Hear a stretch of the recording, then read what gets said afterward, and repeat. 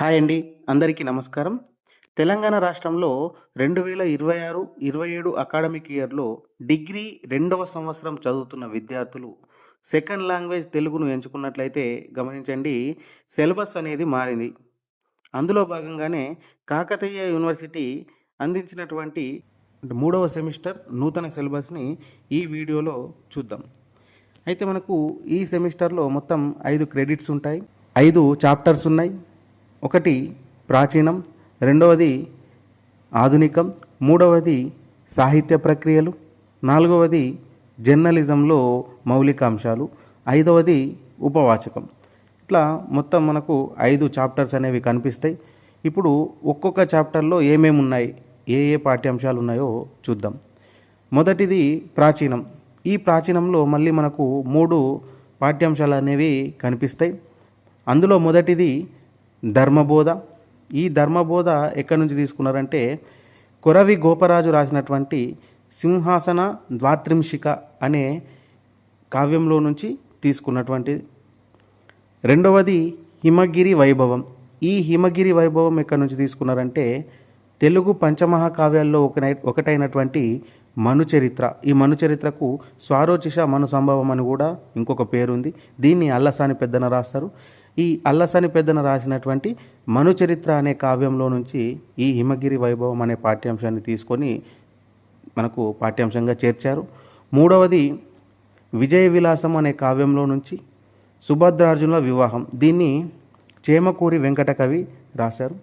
ఇది మనకు మూడవ పాఠ్యాంశం.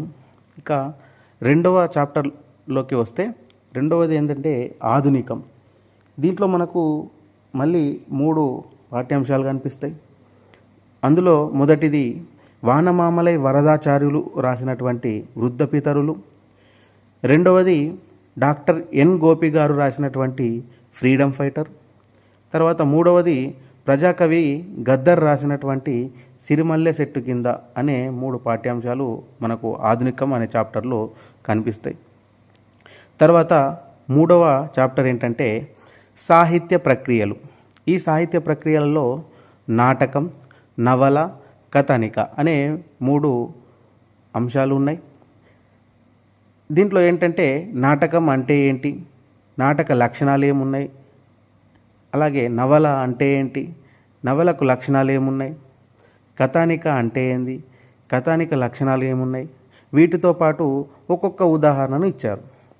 నాటకం విషయానికి వస్తే గురజాడ వెంకట అప్పారావు రాసినటువంటి కన్యాశుల్కం అనే నాటకాన్ని ఉదాహరణగా ఇచ్చి అందులో నాటక లక్షణాలు ఏ విధంగా ఉన్నాయో తెలియజేశారు.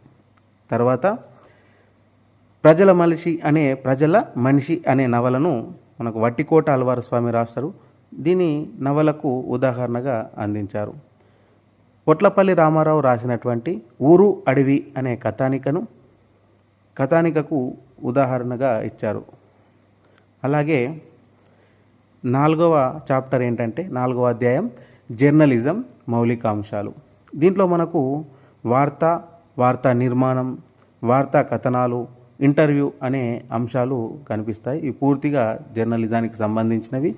ఇవి ఫైనల్ ఇయర్లో కూడా ఈ అంశాలు అనేవి ఉన్నాయి. తర్వాత 5వ చాప్టర్ ఏంటంటే ఉపవాచకం. ఈ ఉపవాచకంలో ఏముందంటే సురవరం ప్రతాపరెడ్డి గారు రాసినటువంటి ఒక నాటకం. ఆ నాటకం పేరు ఏంటంటే భక్త తుకారం అనే నాటకాన్ని మనకు ఉపవాచకంగా అందించారు. ఇవండి నూతనంగా చేరినటువంటి పాఠ్యాంశాల వివరాలు. అందరికీ ధన్యవాదాలు.